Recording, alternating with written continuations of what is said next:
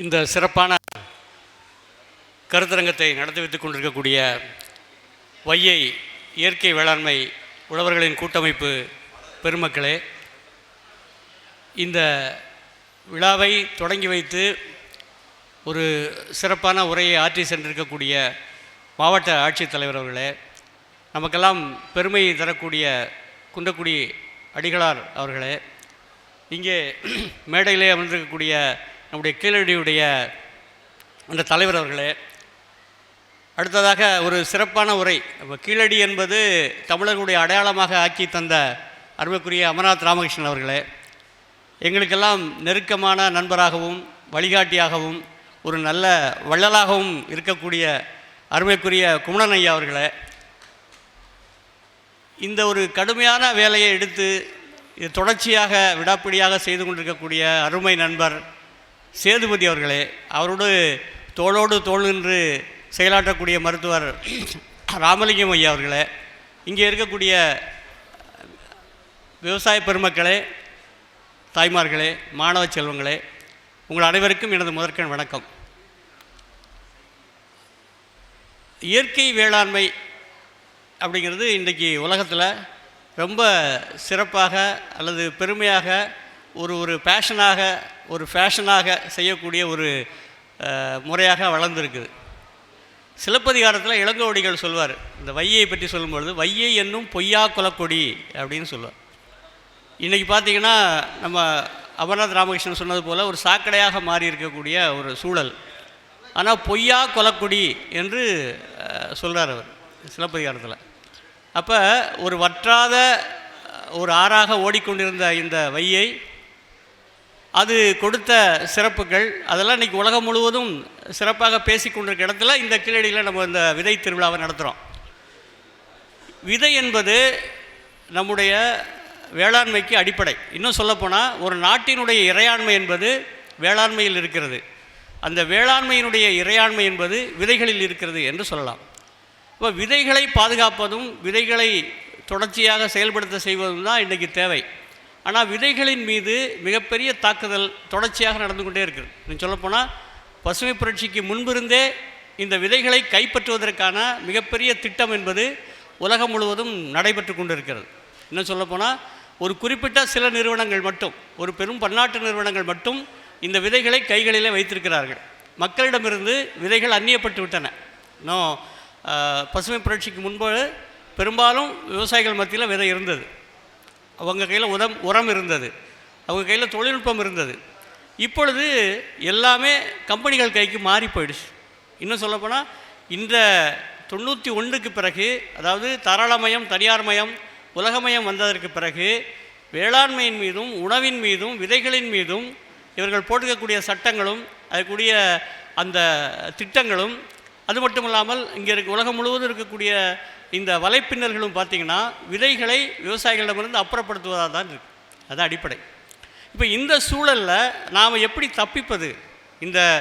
இதெல்லாம் பெரும்பாலும் உங்களுக்கு தெரிஞ்சிருக்கும். விதைகளை எப்படி நம்ம கையிலேருந்து பிடுங்கிட்டாங்கன்ற வரலாறு உங்களுக்கு தெரிஞ்சிருக்கும். ஆனால் இன்றைக்கு இங்கே வந்திருக்கக்கூடிய இந்த உழவர்கள் எப்படி இதிலேருந்து தப்பித்து கொள்வது, இதிலிருந்து நாம் எவ்வாறு மீள்வது என்பதை பற்றி தான் நம்ம யோசிக்கணும். அது மற்ற விஷயங்களை நம்ம பேசலாம். இப்போ பொதுவாக ஒரு வேளாண்மை என்பது எதை சார்ந்திருக்குன்னா இயற்கையை சார்ந்து தான் இருக்குது. இயற்கையை சாராமல் வேளாண்மை செய்யவே முடியாது. ஒரு தொழிற்சாலையில் ஒரு நட்டு போல்ட்டு செய்கிறதுக்கும் ஒரு நெல்லை ஒரு வயலில் விளைவிப்பதற்கும் நிறைய வேறுபாடு இருக்குது. அது ஒரு கட்டுப்படுத்தப்பட்ட சூழலில் ஒரு உறுதி செய்யப்படுத்தப்பட்ட மூலப்பொருட்கள்லேருந்து செய்வது தான் உங்களுக்கு தொழிற்சாலை உற்பத்தி. ஆனால் எந்த விதமான கட்டுப்பாடும் இல்லாமல் பல்வேறு காரணிகள், பல்வேறு சூழல்கள், பல்வேறு தட்பவெப்பநிலைகள் எல்லாம் சேர்ந்தது தான் வேளாண்மை. ஆக வேளாண்மையை வெற்றிகரமாக செய்வது என்பது மிக கடினமானது. அதனால தான் வேளாண்மை செய்பவர்களுக்கு அமெரிக்கா போன்ற வளர்ந்த நாடுகள் கூட 150 விழுக்காடு மானியம் கொடுக்குறான். ஏன்னா உணவு என்பது அடிப்படையானது. உணவு இல்லாமல் வாழவே முடியாது. அப்போ அந்த சூழலில் இன்றைக்கு இருக்கக்கூடிய ஒரு நெருக்கடியான காலகட்டத்தில் நாம் வேளாண்மையை அடிப்படையாக புரிந்து கொள்ள வேண்டும். இயற்கையோடு சார்ந்தது. ஒரு பொருள் இயற்கையானதா செயற்கையானதா எப்படி தெரிஞ்சுக்கிறது? அறிவியல் விளக்கம் என்ன அப்படின்னு பார்த்தீங்கன்னா, இந்த சாதாரண வெப்பநிலையில் சாதாரண அழுத்தத்தில் ஒரு பொருள் இன்னொரு பொருளாக மாறினால் அதை இயற்கையான பொருள் என்று சொல்வோம். அதிகமான வெப்பமும் அதிகமான அழுத்தமும் கொடுத்து ஒரு பொருளை இன்னொரு பொருளாக மாற்றினீர்கள் என்றால் அது செயற்கை பொருள் என்று சொல்லலாம். இன்னொரு வகையில் சொல்லணும்னா, இந்த 50 பூதங்களை மாசுபடுத்தாமல் ஒரு பொருள் இன்னொரு பொருளாக மாற்றப்பட்டது என்றால் அந்த பொருள் இயற்கை பொருள் என்று எடுத்துக்கொள்ள வேண்டும். இப்போ அந்த அடிப்படையில் நாம் செய்யக்கூடிய வேளாண்மை என்பது இயற்கை சார்ந்த வேளாண்மை. இப்போ இயற்கையை சிதைக்காமல், இயற்கையை எந்த வித பாழ்படுத்தாமல் செய்ய வேண்டிய ஒரு வேளாண்மை தான் இயற்கை வேளாண்மை. இது இயற்கை வழி வேளாண்மைன்னு சொல்லலாம். இயற்கை வேளாண்மையில் பல சிந்தனை பள்ளிகள் இருக்குது, நிறையா ஸ்கூல் ஆஃப் தாட் இருக்குது. இதில் நாம் அடிப்படையாக எல்லாரும் பொதுவாக தெரிந்து கொள்ள வேண்டிய செய்தி என்னவென்றால், இந்த வேளாண்மை செய்வதற்கு அடிப்படை என்ன அப்படின்னா மண். இந்த மண்ணை நீங்கள் வளப்படுத்தாமல் வேளாண்மையில் ஜெயிக்கவே முடியாது, வெற்றி பெறவே முடியாது. அப்போ இந்த மண்ணை புரிந்து கொள்ளாமல் நாம் செய்யும் பொழுது பல்வேறு வகையான சிக்கல்களை சந்திக்கிறோம். அடிப்படையில் மண் என்பது உயிர் உள்ளது.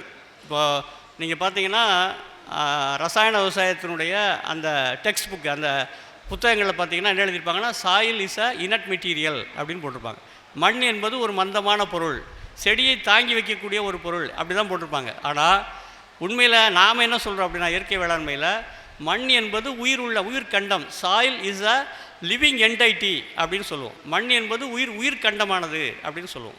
இப்போ நீங்கள் போகிறீங்க, ஒரு நிலத்தை போய் பார்க்குறீங்க, அந்த நிலம் வளமானதாக இருக்கா அல்லது மோசமானதாக இருக்கான்னு எப்படி கண்டுபிடிக்கிறது? நம்முடைய முன்னோர்கள் பழங்குடிகள் இதற்கெல்லாம் வழி வகுத்துருக்குறாங்க.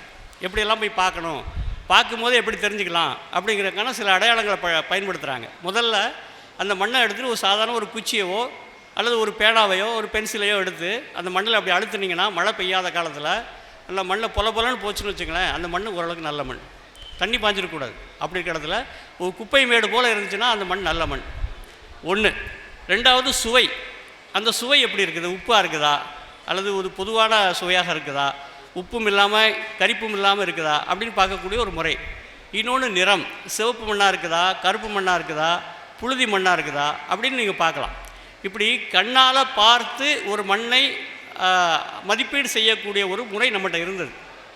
அதையா அடிகளார் சொன்னது போல் பில்மோலிசன் அதை பற்றி ஒரு பெரிய புத்தகம் எழுதியிருக்காரு 800 பக்கத்தில். எப்படி மண்ணை மதிப்பீடு செய்வது என்பதை பற்றிய பெர்மாகல்ச்சர் என்ற நூலில் அதை விளக்குறார், ஒரு சாப்டரில் விளக்குறார். அப்போ இதுதான் பண்டைய முறை, எப்படி மண்ணை பார்க்குறது. இன்றைக்கி நவீன கருவிகள்லாம் வந்திருக்கு, அதை பின்னாடி நம்ம பார்க்கலாம். அப்போ இந்த மண் என்பது புலபலப்பாக இருக்கணும். மண் உயிர் உள்ளதுன்னு சொல்லியிருக்கிறோம். இப்போ உயிர் உள்ள மண், புலபலப்பாக இருக்கிற மண், எப்படி அந்த மண்ணுக்கு உயிர் வந்துச்சு அப்படின்னு பார்த்திங்கன்னா, அந்த மண்ணில் இருக்கக்கூடிய நுண்ணுயிர்கள். அந்த மண்ணில் பார்த்திங்கன்னா இன்னும் ஒரு கூடுதல் சான்று உங்களுக்கு சொல்கிறேன். ரஷ்யாவில் ஒரு ஆய்வு செய்தாங்க. அந்த ஆய்வில் ஒரு தேக்கரண்டி மண் எடுத்து மைக்ராஸ்கோப்பில் வச்சு பார்க்குறாங்க. ஒரு டீஸ்பூன் மண் எடுத்து பார்த்தா கிட்டத்தட்ட 2.5 கோடி பாக்டீரியாக்கள் அதில் இருக்குது. பாக்டீரியாக்கள்ங்கிறது ஒரு குண்டூசியில் நீங்கள் 10,000 அடுக்கலாம், அவ்வளவு சின்னது. அந்த கிட்டத்தட்ட ஒரு 10,000 பாக்டீரியாக்கள் இருக்கக்கூடிய ஒரு மண், ஒரு டீஸ்பூன் மண் தான் அவங்க சொல்கிறாங்க. அடுத்தது பார்த்திங்கன்னா, இந்த பாக்டீரியாவுக்கு அடுத்து இருக்கக்கூடிய பூஞ்சாடங்கள் கிட்டத்தட்ட ஒரு 4.5 லட்சம். வளமான மண்ணில் ஒரு 4.5 லட்சம் பூஞ்சாடங்கள், அது சின்ன சின்ன இலைகளாக இருக்கக்கூடிய பூஞ்சாடங்கள் காணப்படுது. இந்த ரெண்டுக்கு இடையில் இன்னொரு உயிரினம் இருக்குது, அது பேர் ஆக்டினோமைசிஸ்ன்னு சொல்கிறாங்க. இந்த பூஞ்சாடங்களுக்கும் இந்த பாக்டீரியாக்களுக்கும் இடைப்பட்ட ஒரு உயிரினம், அது சில லட்சங்கள் இருக்குது. இதெல்லாம் ஒரு தேக்கரண்டி மண்ணில், கொஞ்சோண்டு மண்ணில் இருக்குதுன்னு கண்டுபிடிச்சாங்க. அப்போ இந்த பாக்டீரியாக்களும் இந்த ஆக்டினோமைசிஸ்களும் இந்த பூஞ்சாலங்களும் தான் மண்ணை புலபலப்பாக வச்சுருக்கு. இது கண்ணால் பார்க்க முடியாத உயிரினங்கள். இது தவிர கண்ணால் பார்க்கக்கூடிய உயிரினங்கள், மண்புழுக்கள், மரவட்டைகள், இதெல்லாம் சேர்ந்து மண்ணை எப்பயுமே புலபலப்பாக வச்சுருக்கும். அப்போ இந்த உயிரினங்கள் மண்ணில் இருக்கிற வரைக்கும் தான் இந்த மண் உங்களுக்கு விளைச்சலை தரக்கூடிய மண்ணாக இருக்கும். இன்னும் சொல்லப்போனால் இந்த சாயில் கார்பன் சொல்லுவோம், மண்ணில் இருக்கக்கூடிய கரிமச்சத்து கிட்டத்தட்ட 2.5 விழுக்காடு, 2.5% இருந்தால் அந்த மண்ணில் நீங்கள் தண்ணி பாய்ச்ச வேண்டியதில்லை, அவ்வளவு வளமான மண்ணாக இருக்கும். ஆனால் பொதுவாக அப்படி இருக்கிறதில்ல. நம்ம தமிழ்நாட்டை பொறுத்தளவில் இல்லை, இந்திய சராசரி எடுத்துக்கிட்டிங்கன்னா 0.5% கூட இல்லை, அதை விட குறைவாக தான் இருக்குது. அப்போ இந்த அதிகமான கரிமச்சத்தை அதிகப்படுத்துவதற்கு தான் நம்ம வேலை திட்டங்கள் வைக்கிறோம். இயற்கை வேளாண்மையில் எப்படி மண்ணில் இருக்கக்கூடிய இந்த கரிமச்சத்தை அதிகப்படுத்துவது என்பதுதான் நம்முடைய வேலை திட்டம். அப்போ இந்த பாக்டீரியாக்களும் இந்த பூஞ்சானங்களும் என்ன மாதிரி வேலை செய்யுது அப்படின்னு நம்ம புரிஞ்சுக்கணும். அதை புரிஞ்சுக்கிட்டால் தான் நம்ம இயற்கை வேளாண்மைக்கு திரும்புவோம். இந்த பாக்டீரியாக்கள் 3 வகையான வேலைகளை செய்யுது. ஒரு வேலை என்ன அப்படின்னா, இந்த செடிகளுக்கு தேவையான உணவை சமைத்து தருது, இது ஆக்குதல் வேலை செய்யுது. அப்புறம் இந்த தீமை செய்யக்கூடிய பாக்டீரியாக்கள் வந்தால் பாக்டீரியாக்களில் 2 வகை இருக்குது. எப்படி விலங்குகளில் 2 வகை இருக்குதோ, அதாவது சைவ விலங்குகளும் அசைவ விலங்குகள் இருக்குதோ, பூச்சிகள் எப்படி சைவ பூச்சிகள் அசைவ பூச்சிகள் இருக்குதோ, அதுபோல் நுண்ணுயிர்களே 2 வகை இருக்குது. நன்மை செய்யக்கூடிய பாக்டீரியாக்களும் இருக்குது, தீமை செய்யக்கூடிய பாக்டீரியாக்களும் இருக்குது. 2 வகையான பாக்டீரியாக்களும் இருக்குது. இந்த நுண்ணுயிர்கள், இந்த தீமை செய்யக்கூடிய நுண்ணுயிர்கள் அந்த செடிக்குள்ளே வந்தாலோ மண்ணுக்குள்ளே வந்தாலோ இந்த நன்மை செய்யக்கூடிய பாக்டீரியாக்கள் அதை அழிச்சிடும். அதை அழிக்கிற வேலை 2வது வேலை. 3வது வேலை பாதுகாக்கிற வேலை. அது என்ன பண்ணுது அப்படின்னா, சில குறிப்பிட்ட அதாவது பேத்தஜன் சொல்லக்கூடிய நோயை உருவாக்குகின்ற காரணிகள் வரும்பொழுது அதை வரவிடாமல் தடுக்கிற ஒரு போர்வை போல போர்த்தி தடுக்கின்ற வேலை செய்யுது. இப்போ 3 வேலைகளை இந்த நுண்ணுயிர்கள் செய்கின்றன. அப்போ இந்த நுண்ணுயிர்கள் செய்வதற்கு சின்ன எடுத்துக்காட்டு கூட உங்களுக்கு சொல்ல முடியும். இப்போ நம்ம ஈஸ்ட்னு சொல்கிறோம் இல்லையா, அதாவது பாலை தயிராக மாற்றக்கூடிய ஒரு நுண்ணுயிரி, அது பேர் ஈஸ்ட்னு சொல்லுவோம். அந்த நுண்ணுயிரியை நம்ம இப்போ தேங்காய் பால் மோர் கரைசல் அடிக்கிறவங்க அடிச்சிருங்க சொல்லுவோம். இல்லாட்டி பஞ்சகவியம் சொல்லக்கூடிய இந்த ஆசாரக்கோவை தெளிங்கன்னு சொல்லுவோம். இதில் எல்லாமே மூலப்பொருள் என்னவாக இருக்கும் அப்படின்னா தயிரோ பாலோ இருக்கும். இந்த பால் தயிரில் அதிகமாக இருக்கக்கூடியது ஈஸ்ட் வளரக்கூடியது. அது குறிப்பாக தயிரில் அதிகமாக இருக்கும். இந்த பாலில் இருக்கக்கூடிய லாக்டோபாசிலஸ் அப்படின்னு ஒரு பாக்டீரியா இருக்கும். இந்த ஈஸ்ட் என்ன பண்ணும் அப்படின்னா, இது ஈஸ்ட்டை மட்டும் கரைச்சி நீங்கள் செடிக்கு தெளிச்சிட்டிங்கன்னா தீமை செய்யக்கூடிய பாக்டீரியாக்கள் வந்து அதை சாப்பிட்ரும், பிடிச்சி சாப்பிட்ரும்.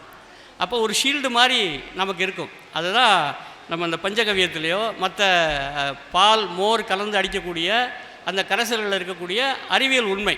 அதை புரிஞ்சுக்கணும் நம்ம.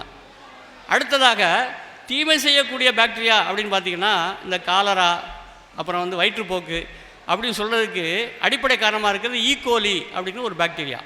அது தீமை செய்யக்கூடிய பாக்டீரியா. அப்போ இந்த தீமை செய்கிற பாக்டீரியாவும் மண்ணில் இருக்குது, நன்மை செய்கிற பாக்டீரியாவும் இருக்குது. அப்போ நன்மை செய்ய பாக்டீரியாவை அதிகப்படுத்திட்டோம்னா தீமை செய்கிற பாக்டீரியாவுடைய வேலை குறைஞ்சி போயிடும். இதே போல் தான் பூஞ்சாலங்கள்லையும். பூஞ்சாலங்கள் இல்லாமல் உலகமே இல்லை. இந்த உலகத்தை விட்டு பூஞ்சாலங்கத்தை எடுத்துட்டோம்னு வச்சுங்களேன், இந்த மண்ணில் விழக்கூடிய எந்த ஒரு பொருளும் மக்காது. பாக்டீரியாக்கள் கொஞ்சம் வேலை செய்யுதுன்னா இந்த பூஞ்சாலங்கள் தான் பல வேலைகள் செய்யுது. இந்த மரக்கட்டை பெரிய மரக்கட்டை விழும்பொழுது அதில் காளான் முளைக்கும். கொஞ்சம் தண்ணி பட்டவுடனே காளான் முளைக்கும். அது சிதைக்கும். அது சிதைச்சி இந்த பயிர்களுக்கு தேவையான சாப்பாட்டை எடுத்து கொடுக்கும். தொடர்ச்சியாக எடுத்து கொடுக்கக்கூடிய ஒரு வேலை செய்யுது. இப்படி இந்த பாக்டீரியாக்கள் பூஞ்சாலங்கள் இந்த ஆக்டினோமைசிஸ் சொல்கிறதுக்கு பார்த்தீங்களா, ஆக்டினோமைசிஸுடைய வேலை என்னென்னா மிக சிறப்பான வேலை. இது எப்படி தெரிஞ்சுக்கிறது அப்படின்னா, இப்போ ஒரு கிராமப்புறங்களில் போகிறீங்க, ரொம்ப நாள் மழை பெய்யலை, நல்ல வெயில் அடிச்சிட்ருக்கு, திடீர்னு ஒரு மழை பெய்யுது அப்படின்னா அந்த மழை துளி பட்ட உடனே மண்ணிலேருந்து ஒரு வாசனை வரும், மண் வாசனைன்னு சொல்லி. அந்த மண் வாசனை தான் ஆக்டினோமைசிஸ். அது நிறையா இருந்துச்சுன்னா அந்த பகுதியில் நோய் தாக்குதல் குறைவாக இருக்கும். அதை புரிஞ்சிக்க முடியும்.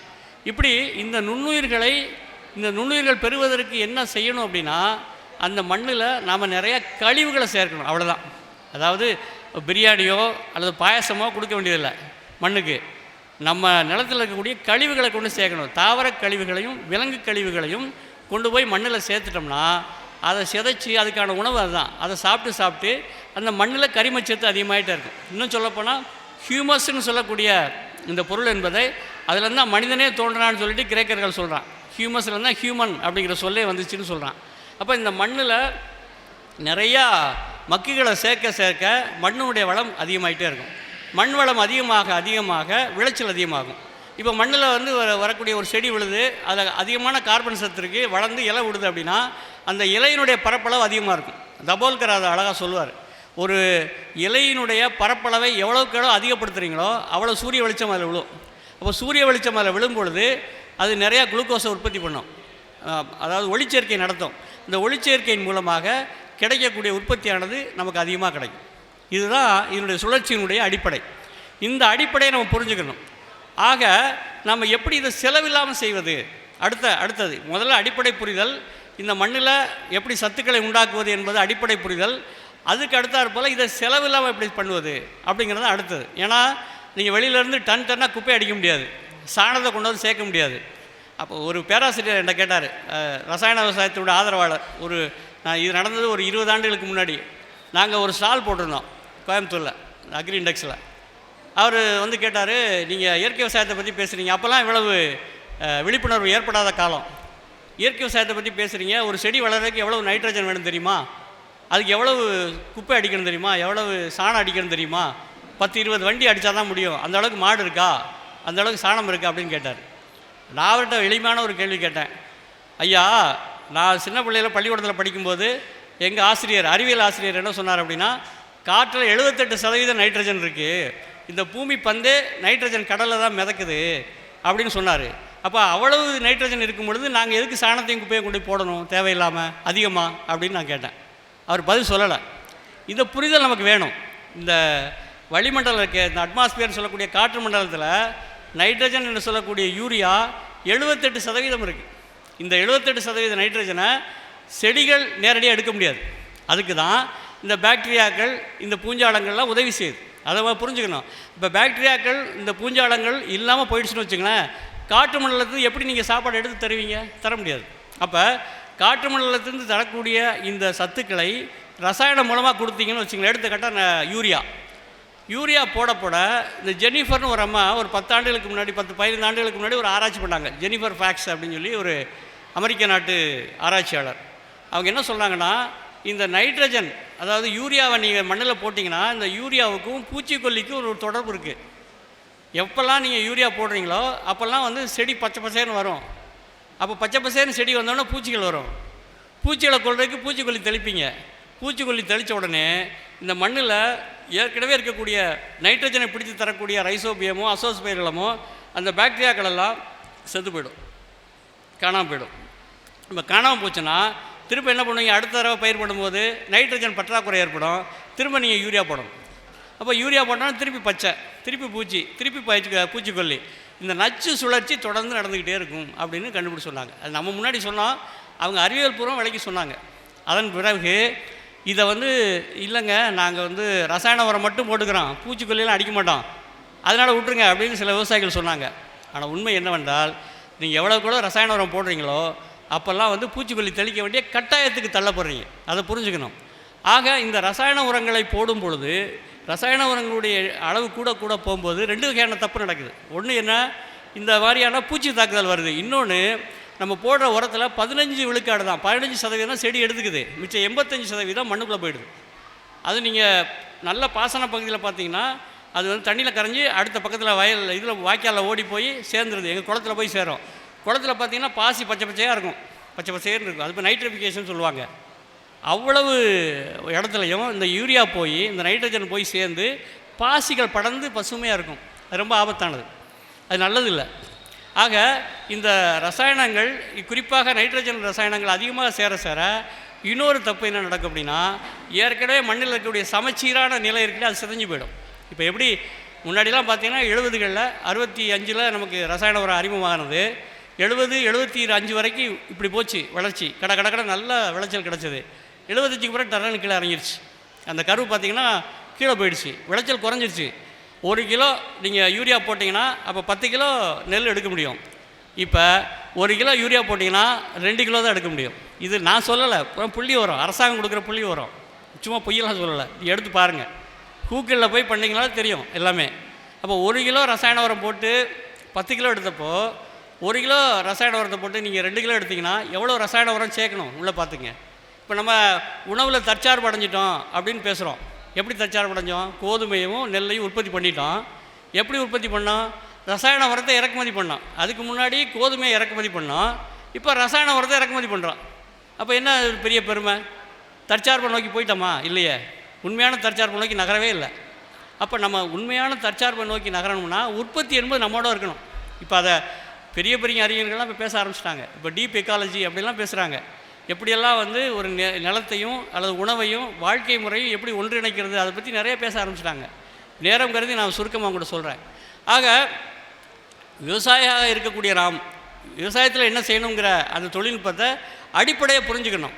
அப்போ ரசாயன உரங்களை ஏன் போடக்கூடாதுன்னு சொல்கிறோம் அப்படின்னா, அது எப்பொழுதுமே நிலத்தை மாசுபடுத்தி கூட செய்யும், மண்ணை மாசுபடுத்தும், மக்களையும் மாசுபடுத்தும், நம்முடைய உணவுக்குள்ளையும் பிரச்சனை வரும். இப்போ உணவில் பிரச்சனை வரும்பொழுது இப்படி இன்னும் சொல்லப்போனால், இந்த ரசாயன உரத்தினுடைய தந்தை, அவன் பேர் வந்து ஒரு ஜெர்மன்காரன், அவன் பேர் வந்து லீபெக்குன்னு பேர். அந்த லீபெக் என்ன சொல்கிறான் அப்படின்னா, ஒரு கோட்பாடை கொடுத்தான். அதுக்கு பேர் லா ஆஃப் மினிமம் பேர், அதாவது குறைந்தபட்ச கோட்பாடு. அவன் என்ன பண்ணுறான்னா, ஒரு பேரல் எடுத்துக்கிட்டான். அந்த பேரல் எடுத்துகிட்டு அதை வந்து ஓட்டை போடுறான். ஒரு அடியில் ஒரு ஓட்டை, அரை அடியில் ஒரு ஓட்டை, 1.5 அடியில் ஒரு ஓட்டை, 3 ஓட்டை போடுறான். அதில் தண்ணியை ஊற்றுனா எல்லோரும் பார்க்க வைக்கிறான். அரடி ஓட்டையில் தண்ணி வெளியே போயிடுது. 1 அடியிலையோ 1.5 அடியிலையோ அந்த பேரல் நிரம்பவே இல்லை. அதுபோல் இந்த மண்ணில் ஒரு செடி வளர்வதற்கான 16 சத்துக்களும் இருக்கணும். அந்த 16 சத்துக்கள் இல்லாமல் ஒரு குறிப்பிட்ட சத்தை மட்டுமே நீங்கள் போட்டுக்கிட்டே இருந்தீங்கன்னா என்ன நடக்கும் அப்படின்னா கொஞ்சம் காலத்தில் அந்த அடிப்படையான எடுத்துக்காட்டால் மாலிப்டினம் அப்படின்னு ஒரு சத்து அது செடி வளர்றதுக்கு உதவி செய்யுது. அந்த மாலிப்டினம் சத்து இல்லாமல் போய் நீங்கள் எவ்வளோ யூரியா போட்டாலும் பயன்படாது. அதுக்கு பிறகு தான் லா ஆஃப் மினிமம். யார் சொன்னது? ரசாயன உரத்தை 1800 சொச்சம் காலங்களிலே கண்டுபிடிச்ச ரசாயன உரத்தினுடைய தந்தை சொல்லிட்டு போயிட்டான். நம்முடைய பேராசிரியர்கள் யாரும் அதை சொல்லவே இல்லை. இதுதான் நிலமை. இதை இன்னொரு எளிய உதாரணம் மூலமாக உங்களுக்கு சொல்கிறேன். இப்போ சர்க்கரை நோயின்னு சொல்கிறோம் இல்லையா, அந்த நீரிழிவு நோய், அது நோய் கிடையாது, ஒரு குறைபாடு. இப்போ இன்சுலின் போட்டால் தான் நீங்கள் நடக்க முடியும், நடமாட முடியும். என்ன காரணம் அப்படின்னா இன்சுலின் பற்றாக்குறை, உடம்புல ஒரு பற்றாக்குறை. அந்த பற்றாக்குறை இருக்கிறதுனால நாம் சாப்பிடக்கூடிய சர்க்கரையானது உடல் எடுத்துக்கொள்ளாமல் அப்படியே வெளியே போகுது, நீரிழிவு வெளியே போயிடுது. அப்போ ஏன் அது இல்லை அப்படின்னா இன்சுலின் இல்லை. அதுபோல தான் மண்ணில் மாலிப்டினம் இல்லைன்னா அப்படி தான் வரும். அது மட்டும் இல்லை, மாலிப்டினம் மாதிரி பல சத்துக்கள் அடிப்படையில் தேவையான கால்சியம் இருக்குது, சிங்க் இருக்குது, இப்படி 16 நீங்கள் பட்டியல் போடலாம். இந்த வகுப்புகளை நம்ம சொல்லுவோம் விரிவாக. இப்போ இந்த சத்துக்கள் எல்லாம் குறைஞ்சி போச்சு அப்படின்னா நீங்கள் யூரியா மட்டும் 3 தானே போடுறோம். என்பிகே, தழைச்சத்து, மணிச்சத்து, சாம்பல் சத்து 3 தான் போடுறோம். அந்த 3ம் அந்த போட மற்ற சத்துக்கெல்லாம் குறைஞ்சி போயிடும் மண்ணில். அதனால தான் நம்ம சமச்சீர் ஊட்டமாக போடுங்க அப்படின்னு சொல்கிறோம். இயற்கை விவசாயத்தில் வெற்றி பெறணும்னா சமச்சீர் ஊட்டம் போடணும், இல்லாட்டி மாட்டிக்குவோம். இப்போ சமச்சீர் ஊட்டத்தை எப்படி பண்ணுறது? அதுதான் பல பயிர் சாகுபடி அப்படின்னு நம்ம சொல்கிறோம். ஒரு பயிர்லையும் ஒரு குறிப்பிட்ட சத்து அதிகமாக இருக்குது. எடுத்துக்காட்டால் இப்போ துத்தி செடின்னு எடுத்துக்கிட்டிங்கன்னா அதில் கால்சியம் அதிகமாக இருக்கும். ஆவாரம் பூ செடி எடுத்துக்கிட்டிங்கன்னா அதில் காப்பர், இந்த தாமரை சத்துன்னு சொல்லாமல் செம்பு அதிகமாக இருக்கும். அதே போல் எரிக்கலையில் எடுத்துக்கிட்டிங்கன்னா போரான் அதிகமாக இருக்கும். இப்படி ஒரு செடிக்கும் ஒரு சத்து இருக்குது. இப்போ நம்ம எல்லாத்தையும் போய் ஆராய்ச்சி பண்ண முடியுமா? முடியாது. அதுக்காக என்ன பண்ணுறோம் அப்படின்னா 5 குடும்பங்களாக பிரிச்சுக்கிறோம் இந்த பயிர்களை. ஒன்று தானிய குடும்பம், இன்னொன்று எண்ணெய் வித்து குடும்பம், இன்னொன்று பார்த்திங்கன்னா பயிர் வகை தானியங்கள், இன்னொன்று நம்ம கால்நடை சாப்பிடக்கூடிய பசு தீவன பயிர்கள், அப்புறம் அஞ்சரைப்பட்டியில் இருக்கக்கூடிய இந்த மசாலா பொருட்கள், அதாவது மணப்பொருட்கள். இந்த 5ஐயும் பிரிச்சுட்டு 5லேருந்தும் வெவ்வேறு வகையான விதைகளை நீங்கள் எடுத்துக்கணும். ஒரு ஏக்கருக்கு 20 கிலோ, கிட்டத்தட்ட ஒரு வகையிலையும் நீங்கள் 4 கிலோ எடுத்திங்கன்னா 5 20 கிலோ கிடச்சிரும். இதை எடுத்து நல்லா உழுது விதைச்சிட்டிங்கன்னா இந்த எல்லா சத்துக்களும் இந்த நிலத்தில் டெவலப் ஆகிடும், வளர்ந்துடும். அப்போ திரும்ப நீங்கள் உழுது மறுபடியும் பயிர் பண்ணிங்க அப்படின்னா பூரணமான சத்து கிடச்சிரும். இது ஒரு சின்ன விவசாயிகள் கண்டுபிடிச்சக்கூடிய ஒரு முறை, அவ்வளோதான். இதை இன்னும் அதிகப்படுத்திகிட்டே போகலாம். அப்புறம் உங்கள் நிலத்தில் இருக்கக்கூடிய களைகள் இருக்குல்ல, களைகள் தான் பெரிய பிரச்சனைன்னு சொல்லுவாங்க. விவசாயிகிட்ட போய் கேட்டிங்கன்னா களை தாங்க தான் பெரிய பிரச்சனை, இயற்கை விவசாயம் பண்ணுறவங்க கூட களைக்கொல்லி அடிக்கணும் அப்படின்னு சொல்லுவாங்க. உண்மையிலே களைகள் என்பது நம்ம நிலத்தில் என்ன சத்து இல்லையோ அந்த சத்தை கொண்டாந்து வர இயற்கை கொடுத்த கொடை. அப்போ இந்த களைகள்லாம் எடுத்து நீங்கள் ஒரு ட்ரம்மில் போட்டு அதை கரைய வச்சு களை திரவ உரமாக மாற்றிட்டு திருப்பி கொண்டு செடி கொடுத்துட்டிங்கன்னு வச்சுங்களேன், அங்கே களை வராது. ஏன்னா களை பற்றி ஆராய்ச்சியாளர் என்ன சொல்கிறேன் அப்படின்னா ஒரு குறிப்பிட்ட சத்து மண்ணில் இல்லை அப்படின்னா அந்த சத்தை நிறைவு செய்வதற்கு அங்கே ஒரு களை வருது. அருகும் கோரையும் இல்லைன்னு வச்சுங்களேன், அந்த 2 தான் பிரச்சனைக்குரிய ஒரு களை. அது இல்லாத மற்ற களைகள் எந்த களைகளுமே 5 ஆண்டுகளுக்கு ஒரு இடத்துல இருக்கிறதில்ல, இடத்த மாற்றிட்டு போயிடும். அப்படி தான் கலை ஆராய்ச்சிகளுடைய கருத்து. அப்படின்னா அந்த சத்தை அது கொடுத்துட்டு போயிடுது. அப்போ நாம் என்ன பண்ணணும், அந்த களைகளெல்லாம் எடுத்து ஒரு பெரிய பேரல்லையோ அல்லது ஒரு பாத்திரத்தில் போட்டு நல்லா தண்ணியை ஊற்றி கொஞ்சம் கோமியத்தையும் சேர்த்து ஊற்றி வச்சிட்டிங்கன்னா அது நல்லா கூழ கரைஞ்சி போயிடும். அதை எடுத்து திருப்பி நிலத்தில் கொடுத்துட வேண்டியது, அந்த களை திரும்ப வராது. ஏன்னா கால்சியம் பற்றாக்குறை இருக்கிற இடத்துல நிறையா துத்தி செடி வளரும், அதை வெட்டி உள்ளே போட்டிங்கன்னா சரியாக போச்சு. இதை நீங்கள் களை திரவ உரமாக கொடுக்கலாம், மூடாக்காக கொடுக்கலாம், பல்வேறு முறைகளை கொடுக்கலாம். இப்போ மூடாக்கு எங்கே பயன்படும்னா மரங்கள், பழமரங்கள் செய்யக்கூடிய இடத்துல மூடாக்கு பயன்படும். நீங்கள் நெல் போட்டிங்க அப்படின்னா களை திரவ உரமாக கொடுக்கலாம். இப்படி பல்வேறு வடிவங்களை நம்ம கொடுத்துக்கிட்டே இருக்கலாம். இப்படி தான் மண்ணை கொஞ்சம் கொஞ்சமாக நம்ம வளப்படுத்தணும். இப்போ வளப்படுத்த மண்ணில் காற்றோட்டம் இருக்கணும் முதல்ல. இப்போ என்ன பிரச்சனை அப்படின்னா பல இடங்களில் தண்ணியை நிறையா ஏற்றி கட்டிடுவாங்க, அல்லது பள்ளப்பகுதியாக இருக்கும். அந்த பள்ளப்பகுதியில் நிறையா தண்ணி நிறுத்துனீங்கன்னா பாக்டீரியாக்களும் பூஞ்சாலங்களும் மண்புழுக்கள் கூட வளர முடியாது. அப்போ காற்றில் தண்ணி மட்டும் முக்கியம், அந்த செடி வளர்கிறதுக்கு காற்றும் முக்கியம். அப்போ காற்றை ஊடுருவ வைக்கணும், அதுக்கான ஏற்பாடுகளை அங்கே செய்யணும். இதெல்லாம் அடிப்படையானது. அப்போ மண்ணை நீங்கள் பார்த்துட்டிங்க அப்படின்னா அடுத்தது பயிருக்கு வரக்கு முன்னாடி விதைகள் ரொம்ப முக்கியமானது. விதைகளை ஏன் நம்ம திரும்ப விதைகளை பற்றியே பேசுகிறோம் அப்படின்னா விதைகள் 4th ரிசோர்ஸ் அப்படிம்பாரு ஹோம்ப்ளிங். 4th ரிசோர்ஸ் எப்படி காற்று, இந்த நிலம், நீர், எப்படி ஒரு 3 ஆதாரங்கள் சொல்கிறோமோ 4வது ஆதாரம் விதைகள். இந்த விதைகள் இல்லைனா உலகம் இல்லை. அப்போ விதைகளை நம்ம புரிஞ்சுக்கணும். விதைகளில் 3 வகையான விதைகள் இருக்குது. ஒன்று நம்முடைய பாரம்பரியமான அல்லது மரபு சார்ந்த அல்லது நாட்டக விதைகள் அப்படின்னு சொல்லலாம், நேட்டிவ் சீட்ஸ். அது திரும்ப திரும்ப முளைக்கக்கூடியது. இன்னொரு விதை என்ன அப்படின்னா ஹைப்ரிட் சீட்ஸ், அதாவது கலப்பின விதைகள், வீரிய விதைகள் சொல்லுவாங்க. அதை நாம் சோதா விதைன்னு சொல்லுவோம். 3வது விதை என்ன அப்படின்னா ஜெனட்டிக்கலி மாடிஃபைட் சீட்ஸ், மரபீனி மாற்றப்பட்ட விதைகள். இப்போ வந்திருக்கக்கூடிய விதைகள் பிடி பருத்தின்னு சொல்கிறாங்க இல்லையா, அந்த மாதிரி 3வது விதைகள். இப்போ இந்த நாட்டக விதைகளுடைய சிறப்பு என்னென்னா, நம்ம மரபு விதைகளோட சிறப்பு என்ன அப்படின்னா இது நோய் தாங்கும், பூச்சி தாக்கல் எதிர்கொள்ளும், அதுக்கப்புறம் வறட்சியும் தாங்கும். இந்த ஒரு 3 அம்சங்களை கொண்டது. அது மட்டும் இல்லை, நம்முடைய உடலுக்கும் ஏற்றது, நம்முடைய உணவுக்கும் ஏற்றது. இப்போ எடுத்துக்காட்டால் இப்போ சிறுதானியங்கள் இருக்கு இல்லையா, இப்போ நெல் சாப்பிட்றோம், இந்த பக்கம் சிறுதானியம் சாப்பிட்றோம். இப்போ நாங்கள் ஒரு சித்த மருத்துவரோட ஒரு ஆராய்ச்சி பண்ணோம் நண்பர்கள்லாம் சேர்ந்து. அந்த ஆராய்ச்சியில் வேடிக்கையான முடிவுகள்லாம் வருது. பன்னு சாப்பிட்ட உடனே 200க்கு ஏறுது அவருக்கு சுகர், சிறுதானியம் சாப்பிட்டோன்னா டப்புனு கீழே வந்துடுது. இதை ஆராய்ச்சி பண்ணி அவர் கண்டுபிடிச்சிருக்காரு. இதை ஒரு சித்த மருத்துவரோட பல நோயாளிகள்கிட்ட பிடிச்சி அதை கொடுத்து பதிவு பண்ணிட்டு வர்றார். இப்போ ஆந்திராவிலலாம் அது பெரிய புகழ்பெற்ற காதர்னு ஒரு பெரிய அறிஞர், அவர் இதை பெரிய இயக்கமாக நடத்திட்டு இருக்கார். அந்த மாதிரி சிறுதானியங்களில் சத்துக்கள் கூட இருக்குது. இப்போ நீங்கள் வரகுன்னு எடுத்துக்கிட்டிங்கன்னா, வரகில் பார்த்திங்கன்னா கிட்டத்தட்ட அடிப்படையான, அதாவது நீரிழிவு நோய்க்கு தடுக்கக்கூடிய எல்லா மினரல்ஸும் அதில் இருக்குது. குதிரைவாளி எடுத்துக்கிட்டிங்கன்னா நார்ச்சத்து, ஃபைபர் அதிகமாக இருக்குது, எல்லா தானியங்களும் அதிகமாக இருக்குது. திணை தான் எல்லா தானியங்களோட அதிகமாக புரோட்டீன் இருக்குது. அதனால தான் தேன் திணை அப்படி லட்டுன்னு சொல்லி குறிஞ்சி நிலத்தில் முருகனுக்கு நம்ம கொடுத்தோம். அப்படி சத்துக்கள் ஒரு ஊர்லேயும் இருக்குது. அதே போல் நெல்லையும் இருக்குது. நெல்லில் சிவப்பு நெல்லில் என்ன சத்துக்கள் இருக்குது, வெள்ளை. ஆமாம், ஆனால் என்ன பிரச்சனைனா நீ இந்த நெல்லை பாலிஷ் பண்ணி சாப்பிடக்கூடாது. பாலிஷ் பண்ணி சாப்பிட்றதுனால பிரச்சனை. வெள்ளையாக ஆக்கிடக்கூடாது. வெள்ளையாக மாற்றிட்டிங்கன்னா ஒரு பயனும் இல்லை. அப்போ அந்த தோலை மட்டும் உரிச்சிட்டு அந்த தவிடோடு சாப்பிட்டா தான் சிறப்பு. இது ஒரு பக்கம். அப்போ இந்த நிலத்தில் நம்ம பயிர் வளர்ப்புக்கு விதைகள் முக்கியம்னு சொன்னோம் இல்லையா. அப்போ நாட்டக விதைகளை நம்ம திரும்ப திரும்ப சேகரித்து வச்சுக்கணும். கலப்பின விதைகள் பயன்படுத்தக்கூடாதா அப்படின்னு கேட்டிங்கன்னா படுத்தலாம், வேணாம் சொல்ல மாட்டேன். ஆனால் அதுக்கு அதிகமான கவனம் தேவை. ஒரு குழந்த இப்போ பார்த்திங்கன்னா நரிக்குறை வீட்டுக்குள்ளே வழியே ஓடும், அதுக்கு எங்கேயாவது நோய் வருதா, ஏதாவது காய்ச்சல் வருதா, பெருசாக வராது, வந்தாலும் சரியாயிடும்.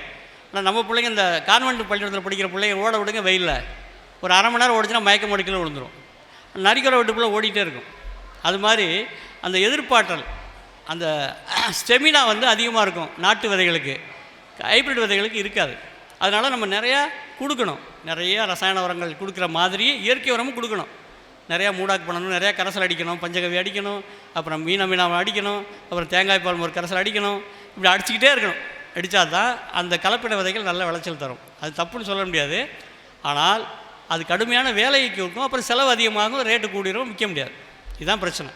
இப்போ இயற்கை விவசாயத்தில் உற்பத்திக்கான பொருள் விலை ஏன் கூடுது அப்படின்னா வேலை அதிகமாக இருக்குது. நீங்கள் ரசாயன உரத்துக்கும் இயற்கை விவசாயத்துக்கும் உள்ள அடிப்படையில், ரசாயன உரத்துக்கு என்ன பண்ணுறாங்கன்னா அரசாங்கம் ஒரு வருஷத்துக்கு 1,30,000 கோடி ரூபா மானியம் கொடுக்குறாங்க. இப்போ நமக்கு மிஞ்சி போனால் 100லேருந்து 200 கோடி ரூபா கொடுக்குறாங்க. அது நமக்கு ஒழுங்காக சேராது. இப்படி துக்குடா வரும். அப்போ அவன் சீப்பாக ஒரு உரத்தை வாங்கி போட்டு உற்பத்தி பண்ணி கொண்டாந்து மார்க்கெட்டுக்கு கொண்டு போவான். நாம் கஷ்டப்பட்டு கம்போஸ்ட் தயார் பண்ணி, அதை தயார் பண்ணி கரைசலை போட்டு அடித்து ஒரு காய்கறி உற்பத்தி பண்ணி சந்தைக்கு கொண்டு போனோம்னா அவன் ரேட்டு நம்ம ரேட்டு கேட்பான். அப்போ நம்மளால் போட்டி போட முடியாது. இங்கே தான் நமக்கு சிக்கல் வருது. அப்போ அரசு கொள்கைகளும் நம்மளை நிலைகுலிய வைக்குது. அதையும் நம்ம புரிஞ்சுக்கணும். அப்போ இந்த உற்பத்தி முறையை அதிகமான விலை இருக்குது அப்படின்னா அதிகமாக விலை கொடுத்து வாங்கக்கூடியவன் தான் சாப்பிட்றான். நாட்டில் வசதியாக வாய்ப்பாக இருக்கிறவங்க, நகரப்புறத்தில் வாழ்கிறவங்க, நோயிலிருந்து தப்புன்னு நினைக்கிறவங்க தான் இயற்கை பொருளை கொடு அப்படின்னு கேட்குறாங்க. ஏன்னா நீங்கள் இயற்கை பொருளை சாப்பிடும் பொழுது நோய், குறிப்பாக கேன்சர், நீரிழிவு நோய்க்கெல்லாம் மாற்று கிடைக்குது. நிறைய இடங்களில் ரிசல்ட்டுக்கு கண்டுபிடிச்சிருக்காங்க. இப்போ நீங்கள் இந்த இயற்கை உணவை எடுத்துக்கிட்டே இருக்கவங்களுக்கு பெரும்பாலும் தொற்றாத நோய்கள்னு சொல்லக்கூடிய கேன்சரோ, நீரிழிவு நோயோ, மலட்டுத்தன்மையோ இல்லை அப்படிங்கிறதுக்கான ரிசல்ட் நமக்கு வந்திருக்கு. நிறைய ரிசல்ட் வந்திருக்கு. ஆக இதுக்கு டிமாண்டு கூட. எங்கே நகரங்களில் சாதாரண மக்கள் வாங்க முடியல. சாதாரண மக்கள் ஏன் வாங்க முடியலை அப்படின்னா மானிய விலையில் அந்த கெமிக்கல் ரசாயன உரங்களுடைய பொருள் கிடைக்குது. இதை நம்ம புரிஞ்சுக்கணும். இது ஒரு பக்கம். இப்போ இந்த விதைகளை நம்ம பாதுகாக்கிறது, விதைகளை சேகரிக்கிறது அப்படிங்கிறத மறந்துட்டோம். ஒட்டுமொத்தமாக நம்ம மறந்துட்டோம். இன்னும் கடையில் போய் தான் வாங்குகிறோம். நான் உட்பட ஒரு சில விதைகளை என்னால் சேமிக்க முடியாத வழிய காய்கறி விதைகளை பார்க்கவே முடியாது, சேமிக்க முடியல. ஏன்னா அது சேமிக்கிறதுக்கான தொழில்நுட்பம் நம்மகிட்ட போயிடுச்சு. முன்னாடி பார்த்திங்கன்னா ஆடி மாதம் எல்லோரும் வீடுகள்லேயும் இந்த வரட்டி தட்டி வச்சுருப்பாங்க. அதில் வந்து விதையை போட்டு அதில் வச்சு அப்படியே சாணத்தில் வச்சு தட்டி வச்சுருப்பாங்க. இப்போ எத்தனை வீடுகள் இருக்குது? வரட்டி பழக்கமே இல்லை, அடுப்பே இல்லை. அப்புறம் எங்கிட்டு வரட்டி? அப்புறம் வரட்டியில் எப்படி விதை வைக்கிறது? இதெல்லாம் வாய்ப்பே இல்லை. ஆக திரும்ப நம்ம என்ன பண்ணுறோம்னா கம்பெனி விதைகளுக்கு போகிறோம். கம்பெனி விதை என்ன பண்ணுறான்? அவன் ரசாயனத்தை போட்டு நஞ்சை போட்டு தான் விதையை தயார் பண்ணி வச்சுருக்கான். அப்போ நம்மகிட்ட இருந்த வசம்பு போட்டோ வேப்பெண்ணெயை போட்டோ அப்படி வைக்கக்கூடிய பழக்கம் இல்லாமல் போயிடுச்சு. அப்போ திரும்ப மீண்டும் நம்ம வந்து அதை மீட்டெடுக்க வேண்டிய ஒரு கட்டாயத்தில் இருக்கோம். இப்போ விதைகளை ஒவ்வொரு விவசாயியும் பாதுகாக்கணும். வீழ்குடி உழவன் சொல்கிறார் சங்க இலக்கியத்தில். விதையை வந்து சாப்பிட்றவன் வீழ்குடி உழவன், அவன் வீழ்ந்து போவான், குடி அழிஞ்சு போயிடும் அப்படின்னு சொல்கிறாங்க. அப்படி தான் நம்முடைய புலவர்கள்லாம் பாடியிருக்கிறாங்க. அப்போ அந்த விதைகளை பாதுகாக்கிற ஒரு வேலையை நம்ம செய்யணும். அதனுடைய ஒரு வேலை திட்டம் தான் இன்றைக்கி கீழடியில் நம்ம நடத்துகிற விழா. அப்புறம் அடுத்ததாக பயிர் வந்துட்டோம். பயிருக்கான 2 வேலை திட்டத்தை சொல்லி நான் முடிக்கிறேன்னு நினைக்கிறேன், நேரம் ஆயிடுச்சு. இப்போ என்ன பண்ணணும் அப்படின்னா, நீங்கள் மண்ணை வளப்படுத்தியாச்சு, மண்ணை வந்து ஓரளவுக்கு சத்துள்ளதாக மாற்றிட்டோம், சரியான விதைகளை தேர்ந்தெடுத்துட்டோம். சரியான விதைகளை தேர்ந்தெடுத்து விதைக்கிறோம். விதைச்ச பிறகு இந்த பயிரை எப்படி பாதுகாப்பது, அதுக்கான அடிப்படையான வேலை திட்டம் என்ன அப்படின்னு பார்த்தீங்கன்னா, பயிர்களில் ஆண்டு பயிர்கள் இருக்குது, பெரனியல் நீண்டகால பயிர்கள் இருக்குது. 2 வகையான பயிர் இருக்குது. இப்போ இந்த ஆண்டு பயிர்களை 5 பிரிவுகளாக பிரிச்சுக்கணும். இப்போ 100 நாள் ஒரு பயிர் இருக்குது அப்படின்னா 20 பிரிச்சுக்கணும். அந்த 20ல் கடைசி 2 20 40 நாளாக விட்டுறணும். அதில் வந்து எந்த விதமான ஊட்டக்கரைசலும் கொடுக்கக்கூடாது. முதல்ல இருக்கக்கூடிய அந்த 60 நாளில் மட்டும்தான் நீங்கள் ஊட்டக்கரைசல் கொடுக்கணும். ஏன் அப்படின்னா அது ஒரு கம்ப்யூட்டர். பயிர்கள் வந்து ஒரு கம்ப்யூட்டர் மாதிரி வேலை செய்யுது. எப்படி ப்ரோக்ராம் செட் பண்ணுறோமோ இது அந்த ப்ரோக்ராமை செட் பண்ணி வச்சா தான் அது அந்த ரிசல்ட்டை கொடுக்கும். அது மாதிரி ஒரு திட்டத்தோடு நடக்கும் அது. அப்போ நம்ம என்ன பண்ணணும் அப்படின்னா, இந்த 100 நாள் பயிர் எடுத்துக்கிட்டு நான் 5 பிரிவாக பிரிக்கிறேன் இல்லையா, 120 நாள் அதை 5ஆல் பிரிச்சுக்குங்க, அது ஒன்றும் பிரச்சனை கிடையாது. அப்போ என்ன பண்ணோம்னா 3 கரைசல்கள் நம்ம வைக்கிறோம். 1 ஊட்டக்கரைசல், வளர்ச்சி ஊக்கி, பூச்சி விரட்டி, 3ஆக பிரிச்சுக்கிறோம். இந்த ஊட்டக்கரைசல் என்ன பண்ணோம் அப்படின்னா மண்ணிலையும் அடிக்கலாம், செடியிலையும் அடிக்கலாம். இப்போ எடுத்துக்காட்டால் மீன் அமினோ அமிலம், பஞ்சகவ்யம். இப்போ மீன் அமிலத்தை வந்து நம்ம மண்ணில் கொடுக்க மாட்டோம், செடிக்கு தான் அடிப்போம். ஆனால் பஞ்சகவ்யத்தை தண்ணியிலையும் கொடுக்கலாம், செடிக்கு அடிக்கலாம். அமுதக்கரைசல் பெரும்பாலும் நம்ம என்ன பண்ணுவோம், தரையில் தான் கொடுப்போம், தண்ணி வழியாக தான் கொடுப்போம். அல்லது உரத்தோட, ரசாயன உரத்தோட இது நம்ம மக்கு உரத்தோடு சேர்த்து கலந்து தெளிச்சிருவோம். இது அடிப்படையில் நம்ம கொடுக்கக்கூடிய முறை. அப்போ ஊட்டக்கரைசல் என்பது தண்ணியில் கொடுக்கலாம், மண்ணில் கொடுக்கலாம், செடிக்கும் ஸ்ப்ரே பண்ணலாம். அடுத்ததாக வளர்ச்சி ஊக்கிகள். வளர்ச்சி ஊக்கி என்ன அப்படின்னா செடியை வேகமாக வளர செய்யும், பூவை நல்லா எடுக்க வைக்கும், பிஞ்சுகளை உதிராமல் பாதுகாக்கும். இதெல்லாம் வளர்ச்சி ஊக்கியினுடைய வேலை. எடுத்துக்காட்டால் தேங்காய் பால் மோர் கரைசல், இதில் சைட்டோசைம் பயோசைம்ங்கிற வளர்ச்சி ஊக்கிகள் இருக்குது. அதே போல் இளநியில் ஜிப்பர்லிக்கின் ஒரு ஒரு அமிலம் இருக்குது, அது வளர்ச்சியை தூண்டக்கூடியது. இந்த 2ஐயும் நம்ம செடிகளுக்கு ஸ்ப்ரே பண்ணலாம், பூக்கிற பருவத்தில் ஸ்ப்ரே பண்ணணும். இப்போ இந்த 2 வேலை திட்டத்தையும் நம்ம முடித்த பிறகு அதுக்கடையில் பூச்சி விரட்டி. பூச்சிகளில் உங்களுக்கு தெரியும் 2 வகையான பூச்சிகள். ஒன்று நன்மை சேரும் பூச்சி, தீமை சேரும் பூச்சி, சைவ பூச்சி, அசைவ பூச்சின்னு சொல்லுவோம். இந்த பூச்சிகளுக்கு 4 பருவம் இருக்குது. இந்த 4 பருவத்தில் முட்டையிலேருந்து புழுலேருந்து கூட்டு புழு, அதுக்கப்புறம் அந்த பூச்சி 4 பருவத்தில் வருது. இப்போ இந்த நம்ம முட்டை பருவத்தில் இருக்கக்கூடிய அந்த பூச்சிகளுடைய முட்டைகள் மீது தொடர்ந்து நம்ம ஒரு ஸ்ப்ரே கொடுத்துக்கிட்டே இருந்தோம்னு வச்சுக்கோங்களேன், அந்த முட்டை நனைஞ்சு போயிடும், அப்புறம் முட்டை பொரிக்காது. அதனால தான் நம்ம காய்கறி சாகுபடிக்கோ எந்த பயிர் சாகுபடிக்கோ ஒரு டைம் டேபிள் கொடுக்குறோம். 7 நாளைக்கு ஒரு ஸ்ப்ரே, 7 நாளைக்கு ஒரு நீங்கள் தொடர்ந்து தெளிப்பு கொடுத்துட்டீங்க அப்படின்னா நீங்கள் எழுதி வச்சுக்கிங்க, உங்களுக்கு பூச்சியே வராது, பூச்சி பிரச்சனையே இருக்காது. ஆனால் நாம் என்ன பண்ணுவோம்னா பெரும்பாலும் செய்ய மாட்டோம். ஒரு இதை அடிச்சிட்டோம்ல, பூச்சியே இல்லை அப்போ விட்டுருவோம், அப்படின்னு விட்டுருவோம், அடுத்த வாரம் வந்துடும். அதுதான் பிரச்சனை. அப்போ இந்த பூச்சிகளை கட்டுப்படுத்தக்கூடிய ஒரு முறையை தெரிஞ்சு, ஏன்னா பூச்சிகளை கட்டுப்படுத்திட்டிங்கன்னா நோய்களையும் கட்டுப்படுத்திடலாம். இருந்தால் நோய் வரும், வெளியிருந்து பூச்சிகளும் கொண்டு வரும். ஆனால் மண்ணுக்குள்ளே நம்ம வளப்படுத்திட்டோம், மண்ணை சத்தான மண்ணை மாற்றிட்டோம். அதனால் கீழேருந்து நோய் வர வாய்ப்பு இல்லை, வெளியிருந்து தான் வரும். வெளியிருந்து வர யார் கொண்டு வருவா? பூச்சிகள் கொண்டு வரும் பெரும்பாலும். அந்த பூச்சிகளை நம்ம கட்டுப்படுத்த தெரிஞ்சுக்கணும். இதை தெரிஞ்சிட்டோம்னாலே ஒரு பாதுகாப்பான பயிர் வளர்ப்பு என்பதை நம்ம தெரிஞ்சுக்கலாம். இதுதான் அடுத்தது களைகள் நான் ஏற்கனவே சொல்லியிருக்கேன். களைகள் மிகப்பெரிய பிரச்சனையே அல்ல. களையை நீங்கள் எப்படி கட்டுப்படுத்துறதுங்க பொறுத்து தான். அதான் வள்ளுவர் களை கட்டனோடு நேருங்கிறார். களை அழிக்கக்கூடாது. இப்போ களைக்கொல்லி போட்டுட்டிங்க அப்படின்னா உங்கள் நிலத்தில் திரும்ப சூப்பர் வீட்ஸ் வந்துடும், பெரிய அளவுக்கு அழிக்க முடியாத களை வந்துடும். அந்த களைகள் வந்தால் நீங்கள் களைக்கொல்லி அடித்தாலும் கதை நடக்காது. அப்போ அந்த களைகளை எப்படி எடுப்பது அப்படின்னா, ஒன்று நம்ம பிடுங்கணும், அல்லது சின்ன சின்ன கருவிகளை வச்சுட்டு ஓட்டிகிட்டு போகணும், அல்லது மூடாக்கு பண்ணணும். அப்போ நம்ம செய்யும் பொழுது மிக சரியாக செப்பமாக அந்த நடவு முறையை பின்பற்றணும். எடுத்துக்காட்டால் கடலை வருதுன்னா, கடலைக்கெல்லாம் சின்ன வண்டி வந்துருச்சு. இப்போ விதை போடுறதுக்கு வண்டி. இப்போ நீங்கள் அந்த 5 கலப்பை இருக்கு இல்லையா, அந்த மோல்டை வச்சு நீளமாக உழுதுட்டு கரெக்டாக அந்த சின்ன வண்டியை வச்சு போட்டிங்கன்னா, அடுக்கடுக்காக ஒரு சால் விட்டு ஒரு சால் போட்டிங்கன்னா கூட சின்ன கருவியை வச்சு நீங்கள் களை எடுத்துடலாம். ஒரு பிரச்சனையும் கிடையாது, அழகாக ஒன்று போல் விழுந்துடும். அப்போ நேருக்கு நேராக நடுறது, சரியாக நடுறது அப்படி பண்ணிட்டீங்கன்னா களையை மெக்கானிக்கல் வீடிங்காக பண்ணிடலாம், எந்திரங்கள் மூலமாக பண்ணிடலாம். பெரிய எந்திரங்கள் தேவையில்லை, சின்ன எந்திரங்கள் மூலமாக நம்ம பண்ணிக்கலாம். இது களையை பொறுத்தளவில் நம்ம செய்ய வேண்டியதில்லை. அப்புறம் களைகளை எடுத்து நீங்கள் தூர போடாதீங்க, அதை எடுத்து ஒரு ட்ரம்மில் போடுங்க, அல்லது தொட்டியை வச்சுக்கோங்க. ஒரு தொட்டி கட்டிட்டு அந்த தொட்டியில் களையை பறித்து உள்ளே போட்டுருங்க. அது நல்லா கரையும். கரைஞ்ச பிறகு தண்ணி பாயும்போது தண்ணியோட மோட்டரை திருப்பி விட்ருங்க. அப்படி போயிட்டே இருக்கட்டும். அது போக போக நீங்கள் நல்லா கவனித்து பாருங்கள். தொடர்ந்து ஒரு 10-20 நாள் கழித்து அந்த களைத்தர உரம் போடி அந்த இடத்துல அதனுடைய தன்மையை மாறி இருக்கும். நல்லா பார்க்கலாம் நீங்கள். அது இந்த சாரணத்தி இருக்குது பார்த்தீங்களா, அதிகமாக படர்ந்துருக்கும். அந்த சாரணத்தையெல்லாம் சேகரித்து நீங்கள் உள்ளே போட்டிங்கன்னா சாரணத்தி வேகமாகவும் கரைஞ்சிடும் தண்ணியில். அதை எடுத்து போட்டிங்கன்னா நல்ல மாற்றத்தை பார்க்கலாம். ஒரே ஒன்று மட்டும் நீங்கள் பண்ணக்கூடாது, இந்த பார்த்தினியத்தை மட்டும் ஒரு பிரச்சனை என்னென்னா, அந்த விதை பூ இருக்குது பார்த்தீங்களா, அந்த பூவை தண்ணியில் போட்டாலும் ஒன்றாகாது, மக்கு பண்ணாலும் ஆகாது. பூக்கிறதுக்கு முன்னாடியே கொல்லணும். அதுதான் ரொம்ப முக்கியமானது. அதுக்கப்புறம் எல்லா விவசாயிகளும் தெரிஞ்சுக்க வேண்டியது மக்கு உரம் தயாரிக்கிறது. மக்கு உரம் ரொம்ப முக்கியமானது. நீங்கள் மக்கு உரத்தை செய்ய பழகிட்டிங்கன்னா பெரிய அளவுக்கு ரசாயன உரத்தை தவிர்த்துடலாம்.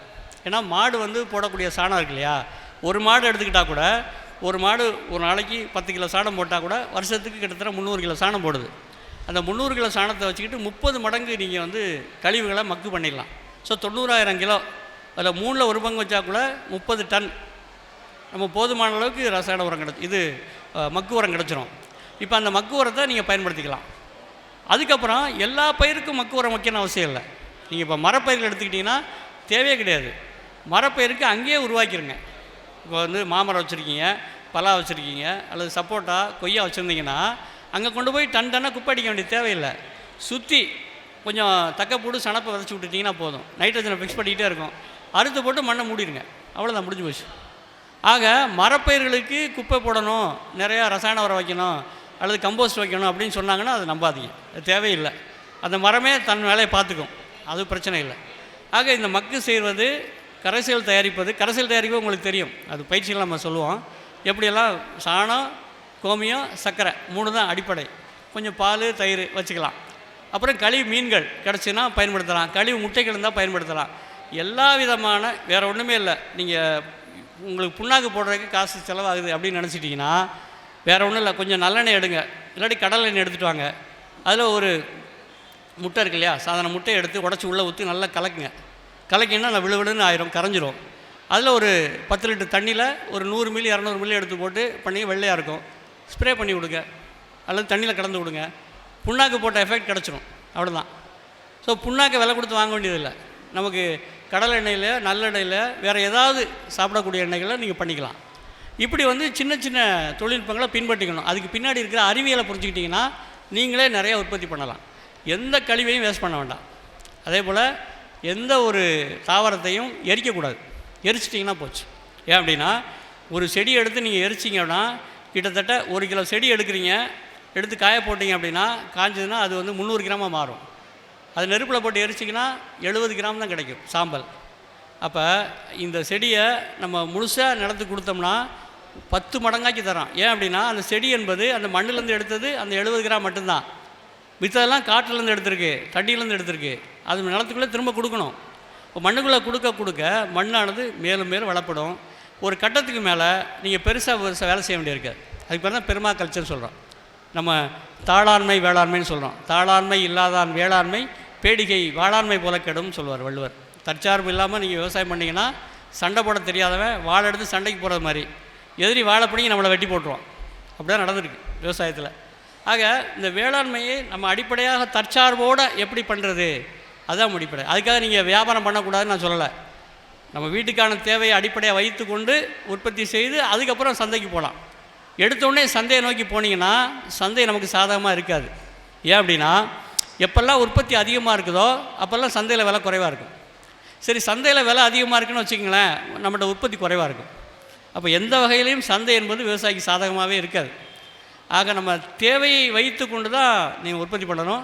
இன்னும் சொன்னப்போனால் விவசாயிகள் கூட்டாக இணையணும். அது ரொம்ப முக்கியமானது. சங்கமாக மாறணும். அப்போ கூட்டாக செய்யும் பொழுது நமக்குள்ளே நம்ம பரிமாறிக்கலாம். இப்போ நாங்கள் ஒரு 100 பேர் சேர்ந்து 100 ஏக்கரில் ஒரு கூட்டு பண்ணை செய்கிறோம். அதில் என்ன பண்ணோன்னா, எங்களுக்கு சந்தை பெருசாக இருக்குது, எங்களால் கொடுக்க முடியல. நாங்கள் நெல் உற்பத்தி பண்ணுறோம் அப்படின்னா அந்த 100 குடும்பத்துக்கும் பண்ணணும். கிட்டத்தட்ட நாங்கள் ஒரு ஒரு ஒரு வருஷத்துக்கு 1,50 கோடி ரூபா வரைக்கும் எங்களுக்கு சந்தை கையில் இருக்குது.